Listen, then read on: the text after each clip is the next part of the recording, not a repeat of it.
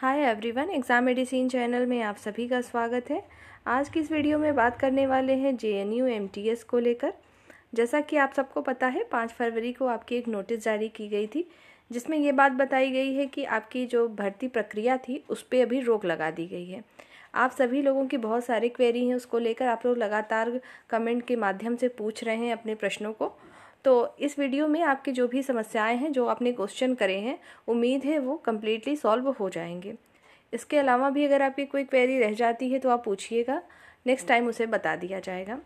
इसमें हम एमटीएस की बात करें उससे पहले एक चीज़ और बता दूं कि कुछ कैंडिडेट हैं जो कि अदर पोस्ट के लिए अप्लाई किए थे, एमटीएस पे नहीं थे वो, तो वो अपने रिज़ल्ट को पूछ रहे हैं कि उनका फाइनल कब होगा या ज्वाइनिंग कब होगी।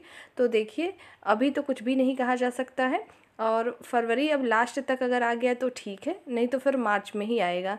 लेकिन हाँ, ये भी है कि आपका मार्च तक में क्लियर हो जाएगा जो भी होना है।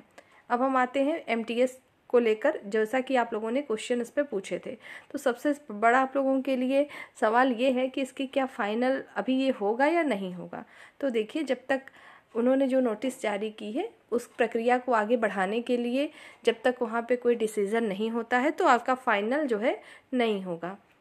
और ये कब तक होगा इसकी कोई भी गारंटी या पॉसिबिलिटी नहीं नज़र आ रही है कि फरवरी में होगा, मार्च में होगा। ये बातें मैं एमटीएस के लिए बता रही हूँ।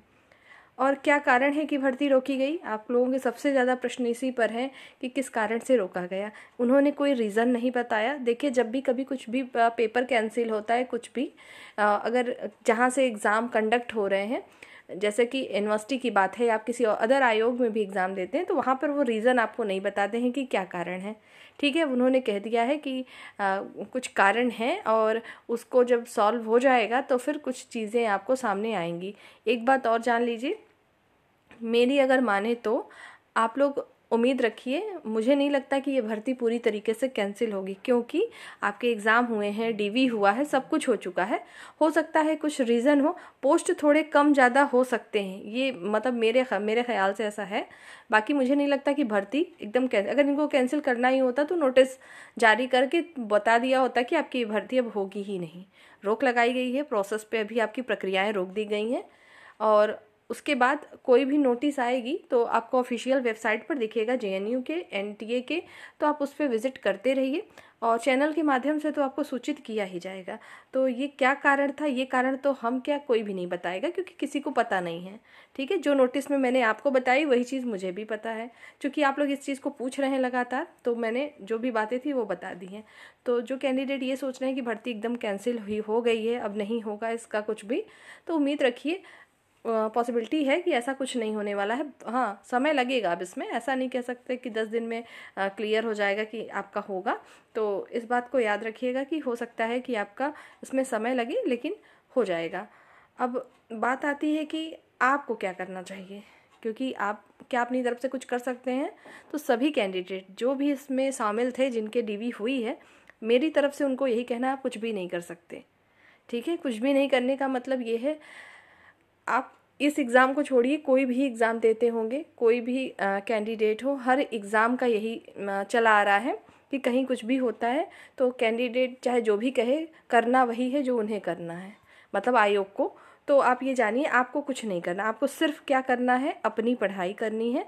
जो आप प्रेजेंट टाइम में काम कर रहे हैं उस पर निरंतर काम करते रहिए, और जो आपके आने वाले टाइम में एग्ज़ाम है आप उस पर पूरा फोकस करिए। ठीक है, आपका ये तो एमटीएस जब आएगा तब आएगा, ये भी हो सकता है कि ना आए, 100% गारंटी नहीं है कि आ ही जाएगा, लेकिन उम्मीद रखनी चाहिए। और इसको देखते हुए मुझे ऐसा लगता है, अगर इनको कैंसिल करना होता तो ये कैंसिल कर चुके होते, क्योंकि एक नोटिस जारी करना है, मान लो उन्होंने कैंसिल ही किया तो क्या करना है, फिर कोई भी कैंडिडेट कुछ नहीं कर सकता। जब भी आपके फॉर्म आते हैं, कुछ भी आता है, कोई पोस्ट आई, सपोज करो 100 सीटें हैं, उसमें कोई कहीं से भी आता है, उसमें साफ साफ लिखा होता है नोटिफिकेशन में, ये मतलब आयोग पे डिपेंड करता है कि उसे सीटें कम ज़्यादा कर सकती है, कैंसिल कर सकती है किसी कारण से, तो आप उसमें ब्लेम नहीं दे सकते कि ऐसा क्यों किया गया है। ठीक है, तो इस उम्मीद है आप इस चीज़ को समझ रहे होंगे, और अपना टाइम ज़्यादा वेस्ट ना करते हुए आपको अपनी पढ़ाई पे फोकस करना चाहिए, जो आप करना चाहते हैं आगे या अभी कर रहे हैं उस पर। ठीक है, यही आपको काम आएगा। और रिजल्ट के लिए परेशान ना हो, कुछ भी आएगी नोटिफिकेशन और पहले इसके लिए एक नोटिस जारी करेंगे वो कि क्या कारण था। कैंसिल भी अगर उन्होंने किया तो भी आपको कारण बताएंगे कि किस लिए किया, और रिजल्ट आना होगा तो उसका आ ही जाएगा। ठीक है, तो आप लोग इसके लिए परेशान ना हो, अपनी पढ़ाई को कंटिन्यू करते रहिए। एक चीज़ और आप लोग समझ लीजिए कि आप कोई भी एग्ज़ाम देते हैं, इसी की बात नहीं कर रहे हैं, कहीं भी अभी भी जो तैयारी कर रहे होंगे उसकी कोई गारंटी नहीं है आज की डेट में कि आपका एग्ज़ाम फाइनल कब तक होगा, रिजल्ट कब तक आएगा, और आ भी गया तो क्या कैंसिल नहीं होगा या कोर्ट में मैटर नहीं जाएगा। जितने भी कैंडिडेट हैं, जो भी अभ्यर्थी एग्ज़ाम की तैयारी में हैं या दे रहे हैं, उन सबको ये बात पता है।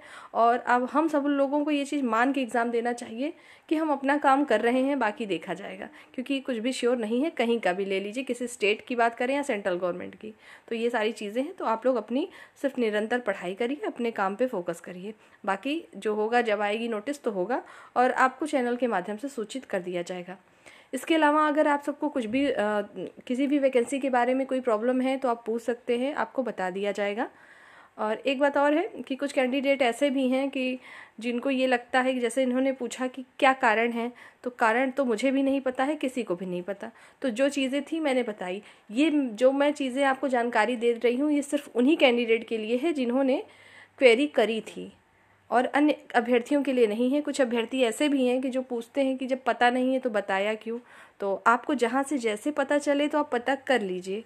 ठीक है, ये जो भी मेरे रिप्लाई रहे हैं ये सारी चीज़ें उन्हीं अभ्यर्थियों के लिए है जिन्होंने ये क्वेश्चन किया था। सबको एक एक लोगों को कमेंट सेक्शन में जाके पॉसिबल नहीं होता है सारी चीज़ें बता देना। उम्मीद है आप चीज़ों को समझ रहे होंगे बेहतर तरीके से। आप स्वस्थ रहिए और अपने एग्ज़ाम की तैयारी करिए, जो काम कर रहे हैं वो करिए। नेक्स्ट वीडियो में हम फिर मिलेंगे। जय हिंद।